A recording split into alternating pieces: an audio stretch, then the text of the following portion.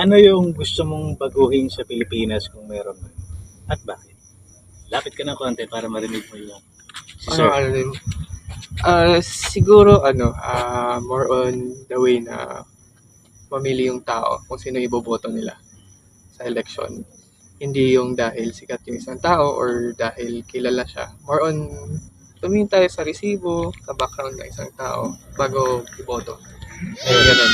Very nice, ate. May question ka pa kay Pogi bago natin paalisin? Diyan ka lang guys. Anong masasabi mo sa mga namamahala sa atin ngayon sa bansa natin? Ano opinion mo sa mga namamahala sa bansa? Sa ngayon? Actually mixed comments kasi. So, coming from someone na ayaw ko yung president sa ngayon. Pero, mas na-realize ko kasi na may mga nagagawa naman siyang okay din. So, Philippines first before yung politician.